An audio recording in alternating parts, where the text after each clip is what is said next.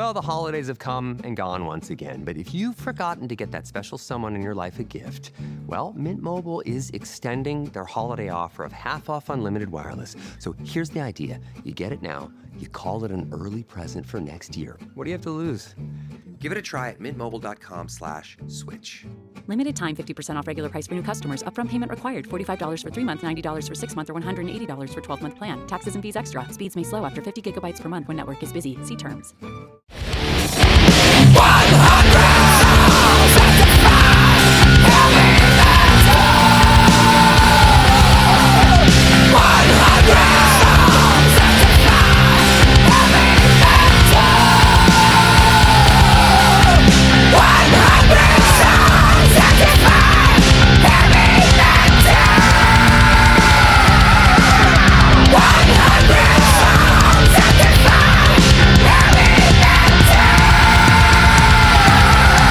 Welcome to 100 Songs That Define Heavy Metal. I'm your host, Brian Slagel, the CEO of Metal Blade Records. You can learn all about Metal Blade by going to metalblade.com. The next time you're in Las Vegas, or if you currently live in Las Vegas or the Las Vegas area, you need to visit the Metal Blade Museum. Now, not only are there artifacts from Metal Blade artists like Metallica, Slayer, Cannibal Corpse, Gwar, Lizzie Borden, there's also artifacts from bands that we had something to do with as well, like Guns N' Roses, Megadeth, Alice in Chains, Deep Purple, Thin Lizzy, Alice Cooper, all sorts of stuff. So it's a really great metal museum. It's located right near the Strip in Las Vegas. Also, our retail store is also now in the museum. So you can go pick up your Metal Blade vinyl, CDs, collectibles, shirts, all sorts of cool stuff. Just go to metalblade.com/museum for all the details. And speaking of Metal Blade, we're going to talk today about a band that was on Metal Blade, actually. It's a band called Cirith Ungol, which is an amazing story. They came out in the early 80s, didn't really fit into the LA scene. They were from Ventura, California, which is a sleepy little beach town about an hour north of LA. We put out some of their records and they did some amazing, amazing stuff, but they just didn't fit in anywhere. Didn't make sense what they were doing to anybody else. So I was bummed out about that. Then all of a sudden, early 2000s, people started to care about Cirith Ungol again, especially in Europe. And it became this huge underground thing and blossomed into them playing a bunch of shows in Europe and reuniting and doing tours and doing new records, and really great story. And we're going to talk today with my buddy Evan Husney, who was the director of so many things, but the coolest thing was Into the Void, which is a TV show that I'm very happy to be involved with, 8 documentaries about heavy metal. You can see it on Hulu or Crave in Canada. Of course, he's one of the main people behind the great Dark Side of the Ring. And he's a huge Cirith Ungol fan, so much so that Cirith Ungol is actually the lead music in Into the Void, if you didn't know that yet. So it's going to be fun to talk to him. Then we're going to talk to my old friend Bill Metoyer, because we both worked on Cirith Ungol together. Not the song we're talking about today, which is King of the Dead, which is probably their most signature song, pretty much. So it's going to be fun to talk to those guys about this, and it's a kind of a passion project for me, and I love the fact that Evan's so into it. But we begin, of course, with the great Mr. Martin Popoff. Love it, Brian. King of the Dead, Cirith Ungol. This is basically the nexus of the entire bizarre, interesting, outsider rock. This is considered their best album. The band likes it the best. Robert Garvin on drums. I mean, the drums are super important to this band because he plays kind of behind the beat. It seems like it's got a lot of pull and push to this whole thing. That's an interesting part of the whole presentation here, as is. I mean, there's a lot of personality in this band, as is the idea of Tim Baker's screaming banshee vocals, and also the way the guitars, Jerry Fogel on guitars, there's just a ton of distortion applied to this situation. So this band has always struck me as an outsider situation. It reminds me a little bit of the whole Crack the Sky story, the Pentagram story, to keep it heavy metal, the Good Rats story. This is an indie band, fiercely independent, started in 1971. We don't get their first album until 1981, Frost and Fire. Of course, King of the Dead here is from the album King of the Dead, issued July 2nd, 1984. So they take all that time to do their first album, and then it's 3 years until we get the second album. And like I say, I think people consider this the nexus of the entire story. The great Michael Whelan artwork there, like really cool fantasy artwork, great album cover. And then 2 years more until we get One Foot in Hell, 1986. They're on Metal Blade at this point. Brian produces this record. But yeah, this song is an absolute, just atmospheric epic, 6:48 long. It's got this long intro sequence, which again, so much personality out of Robert Garvin on drums, the pounding drums and slow kind of tribal intro. And then he clicks his sticks, and then it picks up at 152, where we're now into the regular speed beat. It's going to slow down again for the song, but we get this sort of second intro passage with this amazing, interesting, killer twin lead situation. Again, very, very distorted. That's a big trademark of this band.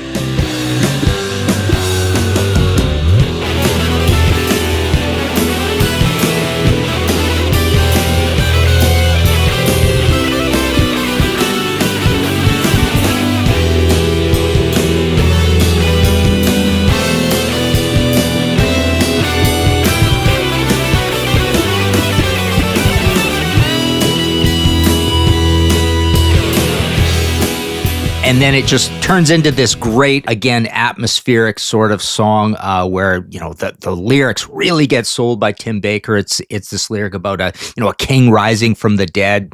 Seems like he was a bad guy to begin with, and he's going to be a bad guy again. It's kind of like a revenge story of this king of the dead, king rising from the dead. So yeah, great song. The courage to play slow as well, that whole Black Sabbath thing. But there's a lot of variety throughout this album. And again, it feels like this is the lightning in a bottle song where it all comes together. One Foot in Hell, they're a little more competent. Frost and Fire, they're a little less competent, almost like punk rocky at times, like very outsider, but everything just comes together perfectly here where you get that really gritty, interesting outsider metal production quality and then just personality everywhere from this band. So yeah, great choice. Title track of the band's, considered the band's greatest album, this Ventura, California band, King of the Dead. Thanks, Martin.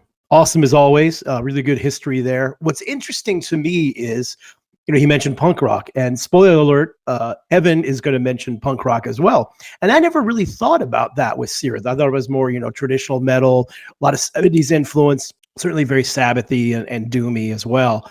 But that's always interesting. That's why it's kind of fun to do this podcast, because even I learn things that other people talk about on here. So fun stuff from Martin. Thanks as always.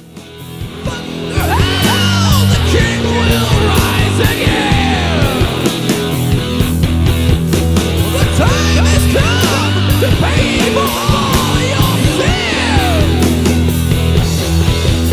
The silence shattered by his gasping cry. Savage touch will end your world of love. All right, we welcome back the legend. He's produced so many bands that are absolutely massively huge in metal. You all know him and love him, Mr. Bill Metoyer. How are you, sir? I'm doing good. One of the reasons why I've worked with so many bands is because I'm so old, When you've been around as long as me, you're going to work with a few bands in your life. I suffer the same disease from you. And one of the bands that we worked on, obviously, we're talking about today, Cirith Ungol. Now, we're talking about King of the Dead, which was the main song off title track, of course, off the King of the Dead record, and the one before that. And of course, you and I did the record after this one. So this was the previous one. They just recorded at this little studio up in Ventura, California. But I don't know why, but I love the production sound on this particular song and album. Everything about this album is incredible. I'm starting from the cover. Yeah, well, yeah. I mean, it just brings you back when you're a kid and you walked into a record store and you bought a record just because the cover was so damn cool. We'll talk about it some more, obviously, with Evan in a little bit. But the crazy story where they just, they reached out to Michael Whalen, this, huge famous art guy that does comic books and everything else. And some little band in Ventura, California said, yeah, sure, you can use my artwork on your covers. And they worked with him ever since, that's another one of the truly amazing parts of this whole Cirith Ungol story, which I'll get into more when we talk to Evan in a little bit. But were you ever in this studio up in Ventura before, Bill? I remember I was up there a few times, but did you ever go up there for anything? No, I never got a chance to go up there. and it was just a little teeny place. Yeah, I mean, it was, it wasn't like a tiny, tiny studio. It was a reasonable sized studio, but just some small thing up in Ventura. I think that probably the only studio they had in Ventura, but they were able to get some really good sounds out of it, which is really interesting. They were a unique sounding band when you pick apart the stuff. Like, Robert played very quietly kind of on the drums sometimes, and Jerry had his whole sound, but it all came together pretty perfectly on this record, because I just think the production on it is so incredible. It is really good.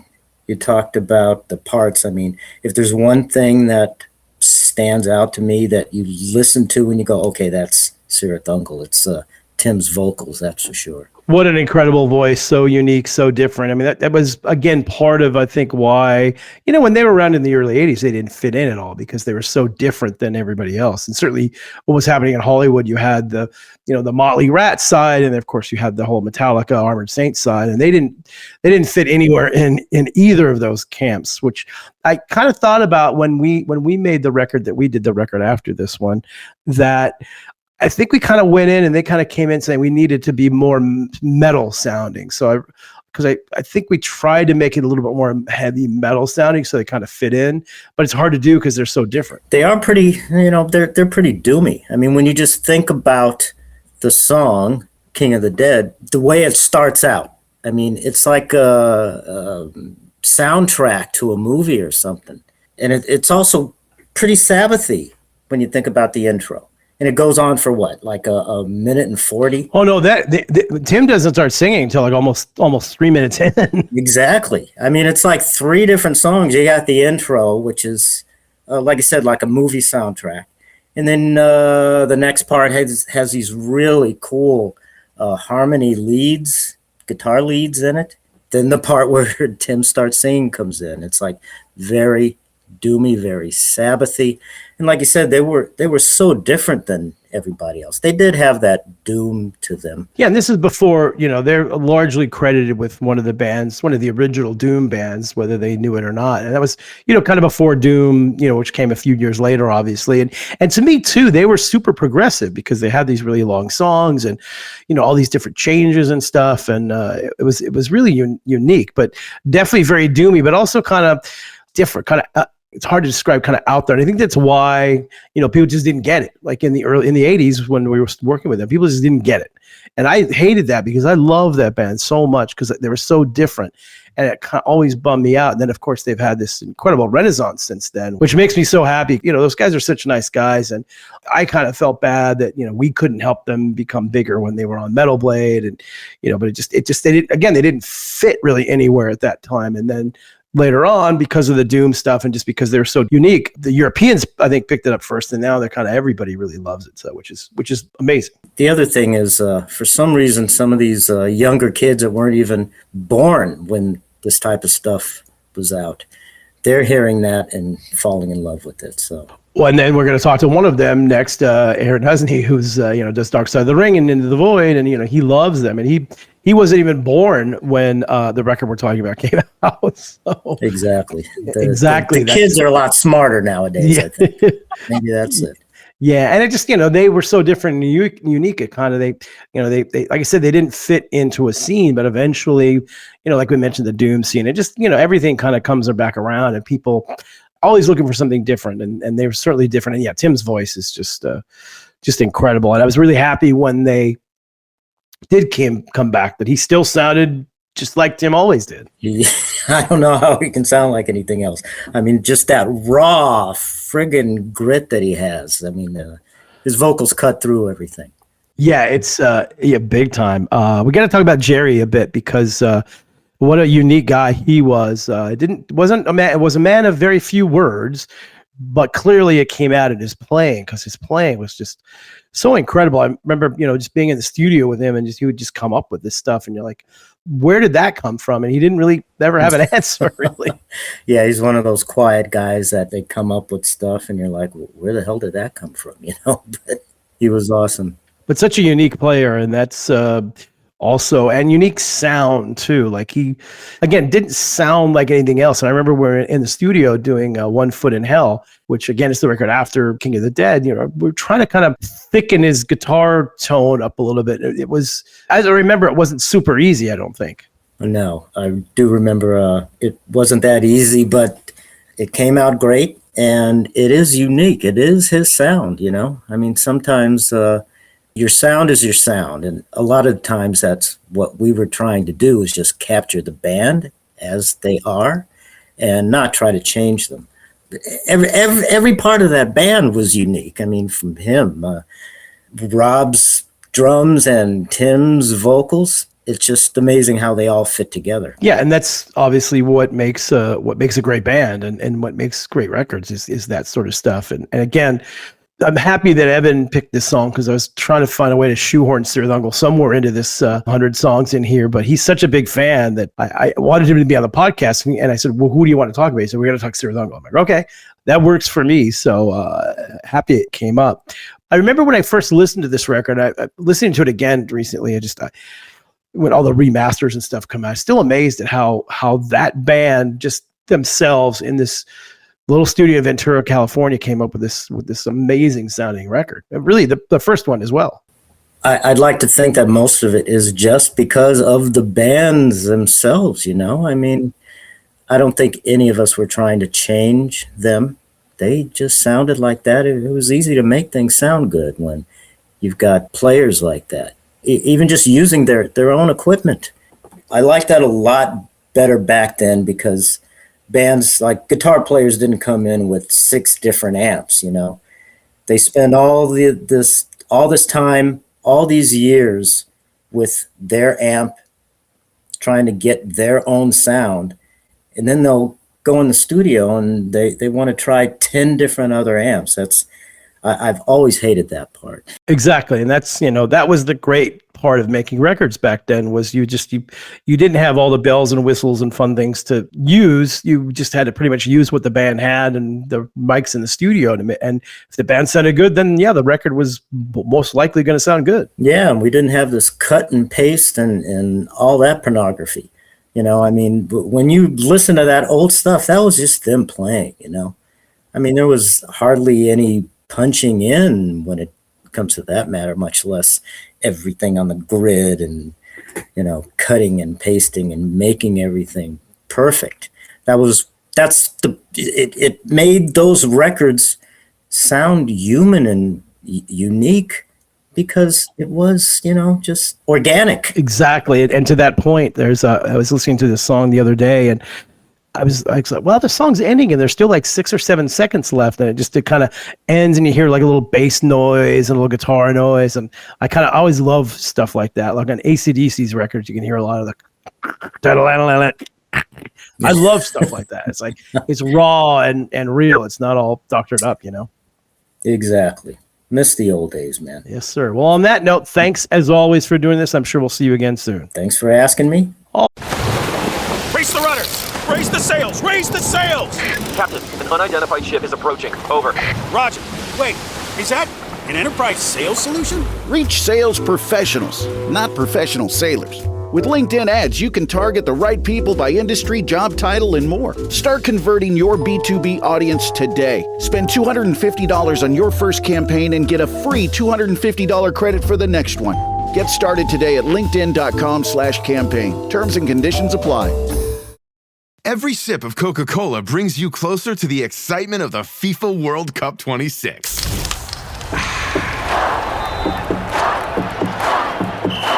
Because nothing compares to the joy. So grab a Coke and drink in the FIFA World Cup 26. No purchase necessary. 13 plus in 50 U.S. states and D.C. with a web-enabled device. Ends March 1st with 8 entry periods. Rules at cokeurl.com/soccer rules.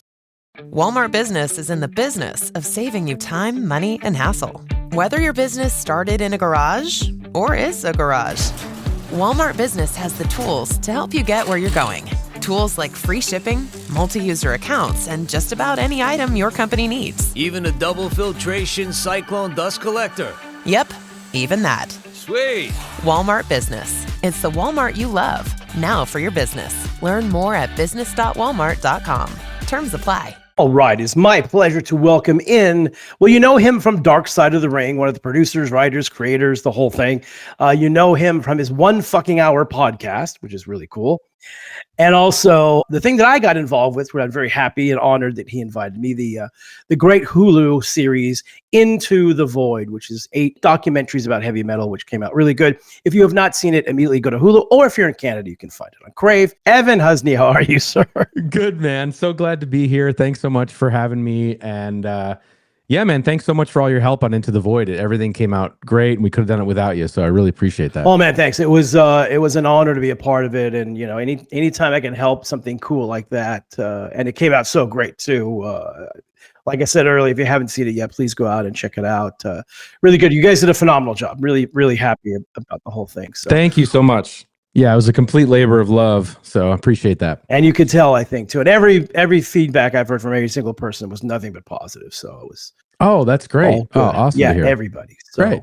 Super awesome. Cool. A lot of people that didn't even know anything to do with it. I was talking to my buddy Chris Santos, Chef Chris Santos, and he was sick. And we were talking about like what TV shows he was watching. I said, you should check out this show called Into the Void on Hulu. He said, oh, I've been watching it. It's amazing. I said, oh, cool. Oh, great. I said, yeah. That's cool. I said, yeah, I'm involved in it. He said, I had no idea. I said, well, the credits go by quick, but it's all good. But he loved it. He loved all of them. So. Oh, that's great. That's awesome. It's all cool. And cool to hear. Today we get to talk about Cirith Ungol is in there as your kind of theme song, which of course is touches my heart because I love Cirith Ungol. And those of you that don't know the background on Cirith Ungol, which there probably are a few of you, but I'm sure most of you do know, but really quickly, they were a band from the early 80s, started in Ventura, California, which is about an hour north of Hollywood, LA. So they kind of weren't part of the scene, and they just put out a couple of records all by themselves up there. The second one being King of the Dead, which we're going to talk about that song today. And I was working at a record store, and I heard the records and was like, man, this band is amazing. So I got in touch with them, and we put them on the Metal Massacre. We put out a couple of records with them. We have most of the catalog now. But when they came out, nobody knew what to make of them because they were really different.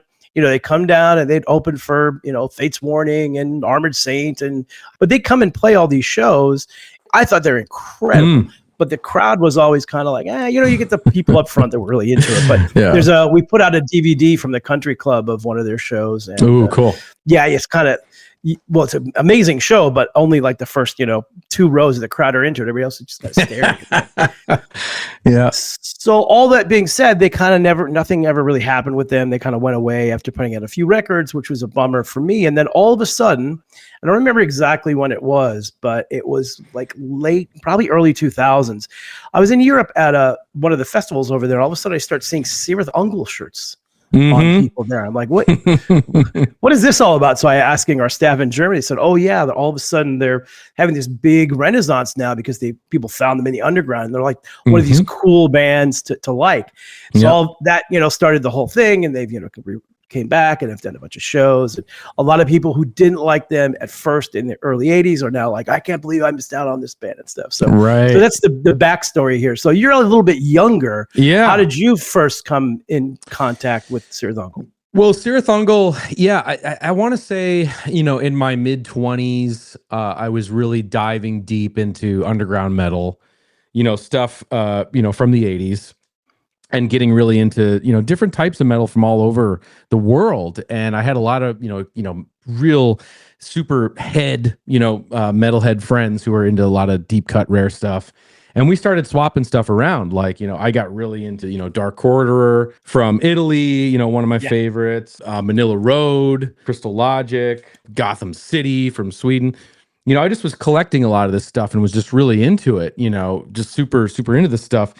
And Cirith Ungol came across my desk, or people had recommended it to me, and it just blew me away. It was so amazing and unique, and the vocals and just the sort of textural quality of all of it just really impressed the hell out of me. It had a huge impression on me. Now, the reason when you asked me to be on this show and sort of pick a song that could be in the top 100.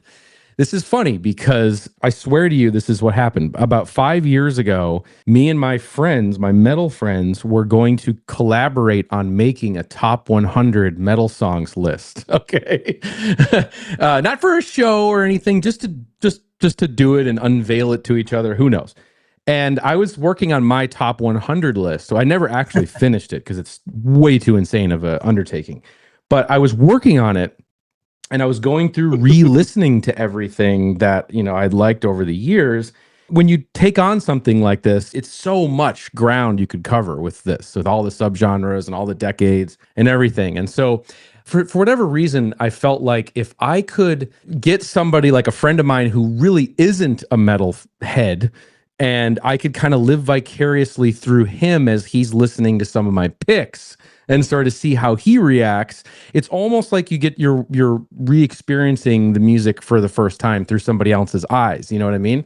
So I had my friend over who's a very interesting person. He's got very esoteric taste. He likes some metal bands, but he's into all sorts of different stuff. Super esoteric, very eclectic taste, but he likes underground, rare, obscure music.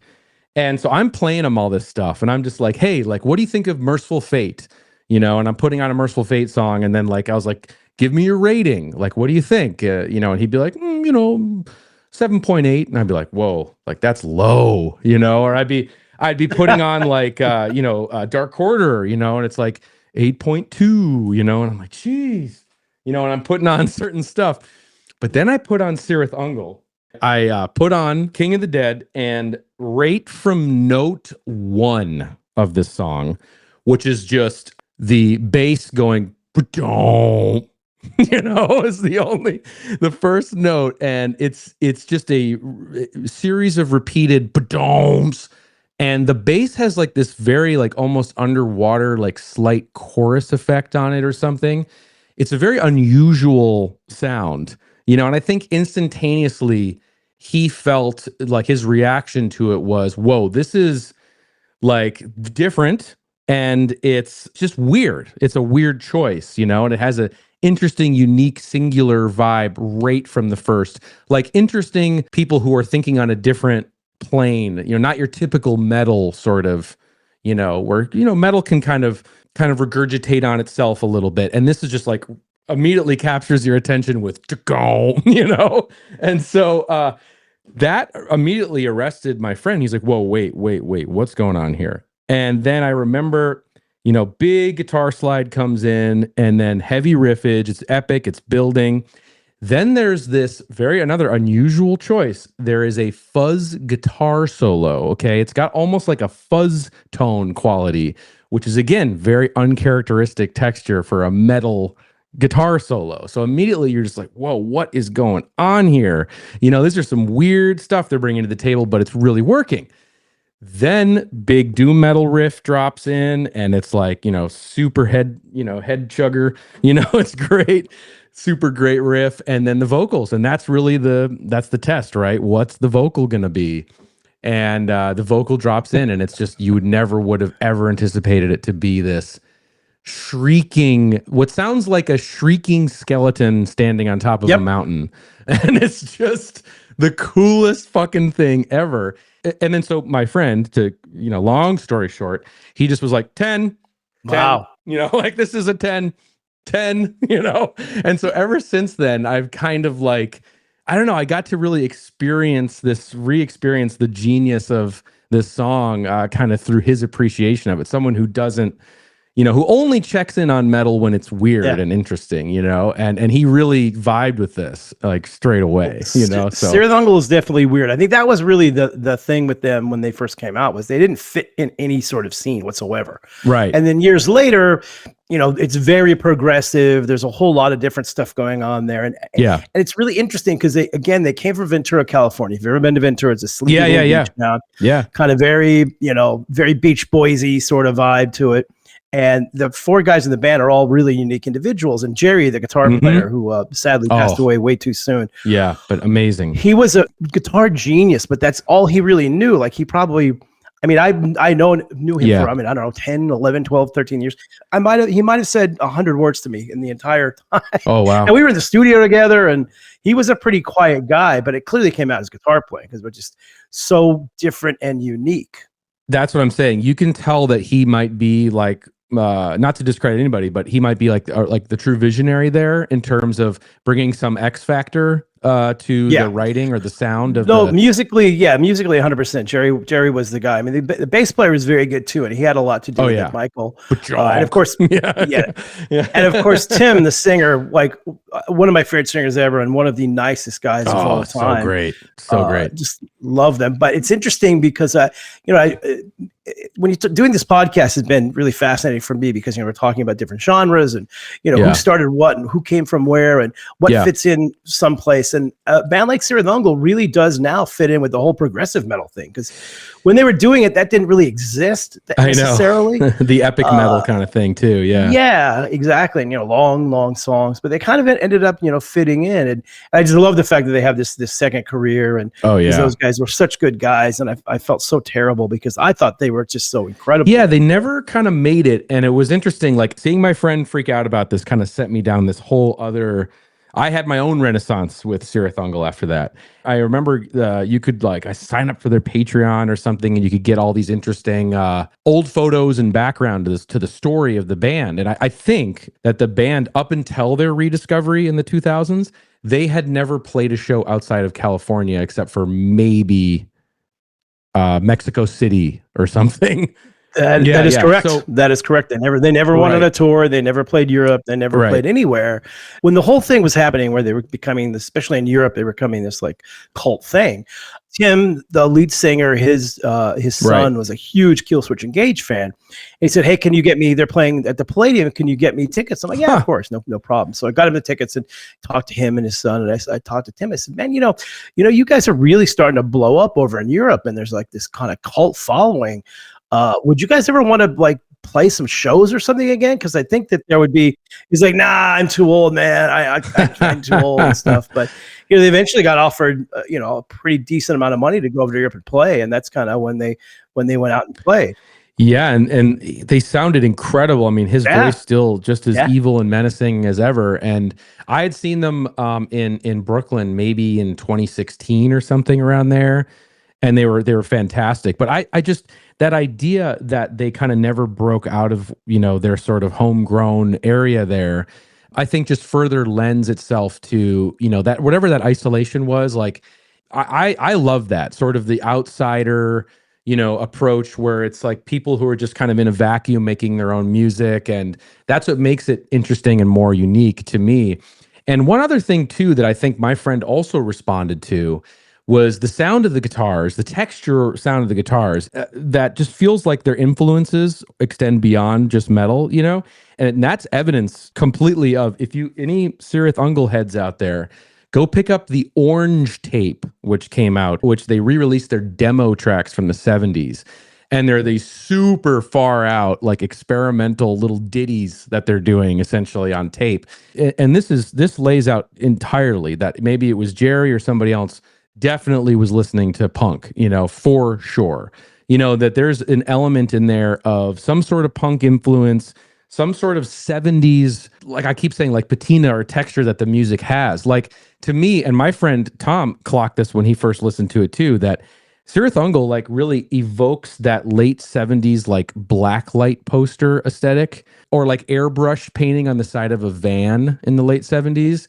And there's something also uniquely California about it too, that sound, what was going on in California in the late 70s, that more sort of punk hardcore thing, because it does feel there could be surfboards in that van too, there could be. And so there's a little bit of that in there, and I think that's what makes it just so unique. And the imagery too is a big thing because I still can't remember how they got this done, but Michael Whalen is massively famous artist that's done tons of fantasy artists, comic books and everything, and they reached out to him when they were nothing. They were nobody, and said, hey, they wanted to use one of his art pieces for their first album, which they put out themselves. And he wrote him back and said, yeah, sure, no problem. And he put out every single record we did with them was one of his creations, which was just amazing. He was so cool and let this little tiny underground band use his artwork. But you never know. I mean, we've used Dali's artwork on some stuff, which is kind of blows me away. Yeah, so. It's so cool. I mean, it's hugely, makes the albums that much more iconic with that artwork. Of course. And so when it came time to do Into the Void, which is really funny, it was, we were designing the opening credit sequence with this company Reactive in Toronto. And we have a composer, Andrew Gordon McPherson, who works with us on all of our shows, Dark Side of the Ring. He did the score for Into the Void too. And he was on the side developing what he was going to propose as his opening credit sequence.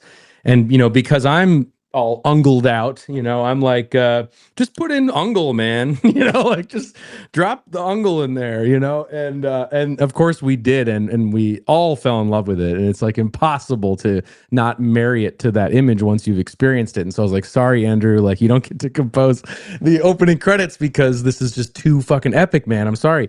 And it was awesome that, when we reached out to the band and they were stoked about it and we were able to work out a deal for that. And like, it's just great, So the fact that like my love and passion for this band, we're able to work it into the show is just that much more cool. And I hope people get to, what is that? That sounds cool. And they go check it out, because I think they're so underrated. I mean, they are selling out shows, and festivals, and people are now majorly fans of this band, but I still think they're so underappreciated. Like I remember when we were interviewing Phil Anselmo for the show for the Pantera episode, and he was kind of like, "What kind of metal do you like?" And I'm trying, I'm sort of like, Cirith Ungol, and he goes, "Cirith Ungol, like, you like some weird metal, man," or whatever. But he remembered them, and he was like, "Chaos Descends." I remember he did that, and we were chuckling about that. Yeah, yeah, it fits perfectly in the show and the credits and everything. And we're talking about this song that we're talking about today, "King of the Dead."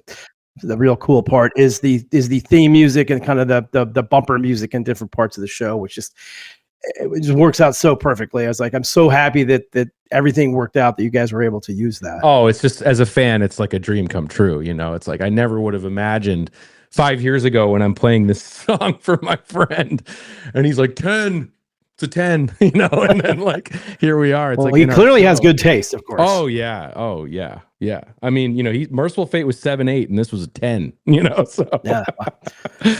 Love that. Yeah. It's always interesting to get people's perspectives. And I think that's one thing about Cirith Ungol is they're so outside of the box. Yes. A little bit less today just because there's been so much music and they kind of do fit somewhere in it's true. In yes. the metal worlds, but it's still, they're so different. But that also is what I think that bands that are different, and any band that's super successful is going to be different. Yeah. And that's what I love. And that's what I loved about them even at first, was that no one sounds like this. Mm-hmm. And it was so weird in the early 80s but I loved it. But that's why their whole story is just such a great story, that the whole Renaissance and stuff. But they do kind of fit now, but they still, if you say, well, what does Cirith Ungol sound like? You can go, yeah, I know. Who do you compare them to, right?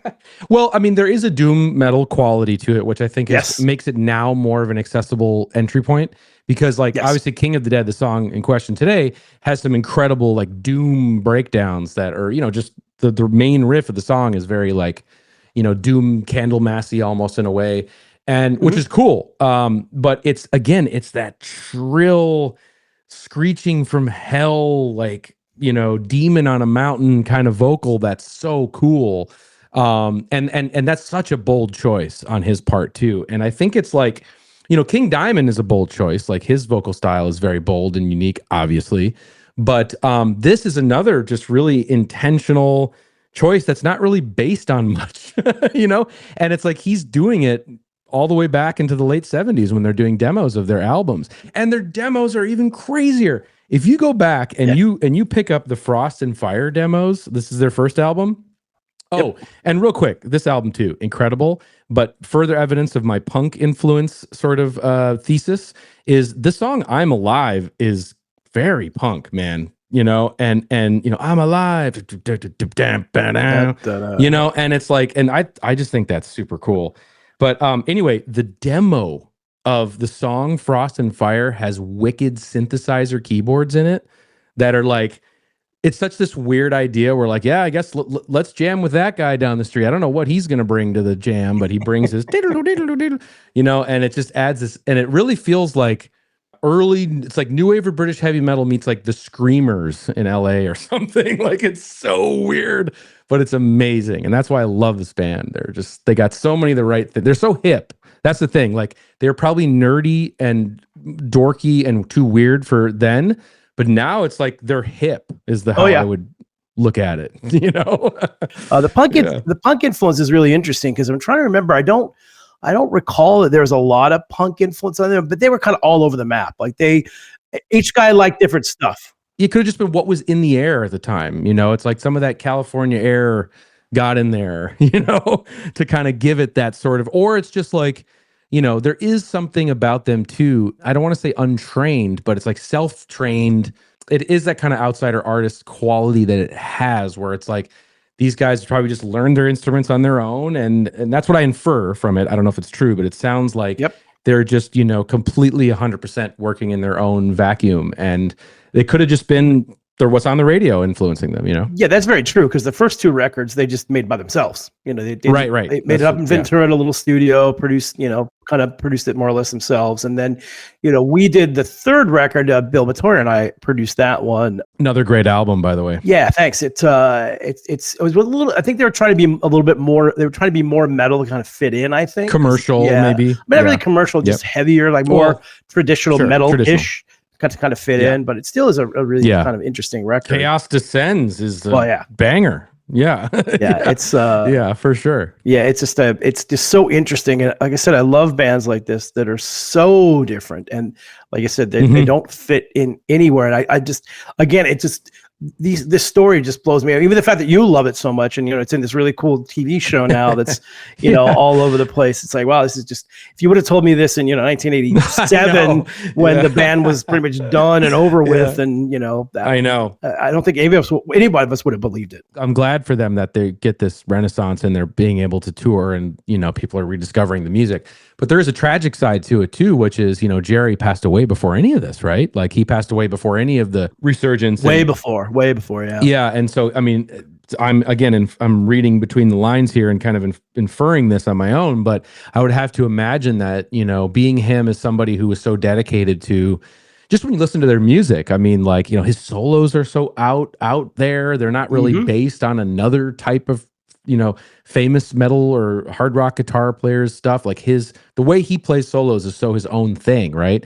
And it's weird. It's like, again, that fuzz guitar, like kind of jazzy, like it's out there, but he's doing his own thing. And I have to imagine that the amount of work and dedication that he put into his craft, it must have been met with a lot of frustration when people just weren't getting it. There must have been a lot of beating heads against the wall in terms of like, well, this isn't really taking off in the way we want it to. Yeah, the other guys in the band felt that. You could never really tell with Jerry, because like I said, he was a man of very few words. But that's why his playing is so unique, because he was a very unique guy. He was like, every once in a while you get into a really interesting conversation with him, but that was rare. He was so shy, he didn't really want to say anything, but it clearly came out. So he very well could have been feeling that, but I don't know that anybody would have any idea if he did or not. Yeah. And it's cool too, like when I did sign up for their Patreon and they uploaded these photographs. I mean, these guys were playing as Cirith Ungol, which of course we have to also mention real quick, based on Lord of the Rings lore, of course, but they pronounced it wrong as their own band name. It's actually Cirith Ungol, which to me adds more, kind of an amazing, element to this whole band to begin with. But they were playing in 1974. They were playing as teenagers, and there's photographs of them playing some like Vietnam protest or something. So it's just so hard to imagine when you're listening to King of the Dead that these guys, an entire decade earlier were playing at a Vietnam War protest, and just like, again, and that's what, like, if you're in 1974, I mean, the stuff you're into Zeppelin, you're into Deep Purple, you're into a different generation of heaviness that of course is being brought into this 80s doom metal band. And that's why you're getting these eclectic, more interesting influences. Then it's like, okay, well, Metallica just did this record, so we're going to kind of riff on that. No, these guys are riffing on way different stuff, and I think that's what's so cool about all of this, now to look back. Yeah, I mean, you're 100% right. They were so unique, it didn't help them in that scene in the early days, but it right. One of those bands that I just always loved, because they're such nice guys too, and I always felt really, I felt bad that we at Metal Blade couldn't make more of it happen for them. It's like, man, sure, just kind of sucks. But they were ahead of it might have just not been the right time. They were way ahead of their time. yeah. But that's always the way it is, right? The ones who are ahead of their time, and it's true, and they find their way.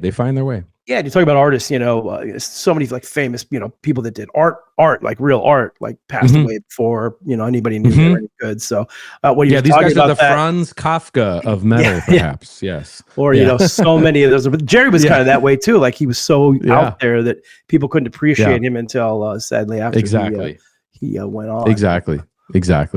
Yeah, it's fantastic stuff. So I highly encourage anyone who's listening and you're into Sabbath, you're into Candlemass, whatever, like check this out. It's those first two albums are cover to cover awesome, and no matter what, it's the perfect aesthetic. I mean, that black light poster airbrush van aesthetic, that's the peak aesthetic of anything. I don't mean to be hyperbolic, but that's the coolest aesthetic there is. And these guys are the full distillation of that. It's the best. Well, you nailed that right on the head. So I'm going to say we're going to end it now. Thank you so much for doing this, my friend. We can talk all day, but the podcast people won't let me. So. Okay. Well, I appreciate it. Thank you. Anytime to talk about Cirith Ungol, I'm game. And thank you so much for all the help you did also on Into the Void. Really appreciate it. Oh yeah, of course, and I'll also go check out Dark Side of the Ring if you're a wrestling fanatic, because that series. It's how many seasons do you have now? We are currently working on our 7th season of the show. Wow, which is gnarly. That is impressive. Yeah, it's crazy. That is impressive. 70 hours of wrestling documentaries this past 8 years that we've been doing. So nuts. That's amazing. Yeah, that's amazing. Cool. All right. Well, thanks again, my friend. All right. And that'll do it. Big thanks to Evan Husney for doing this. The great man from Dark Side of the Ring and Into the Void. Please check out Into the Void on Hulu or Crave. Really cool series of documentaries that, again, I'm very happy and proud to be a part of. As always, my good friend, Mr. Bill Metoyer, Mr. Martin Popoff, Lizzie Borden does our theme music, and of course, the guy that keeps the whole ship running and above ground and above the water, I guess, Mr. Christian Blatt, our producer. We'll see you guys next episode.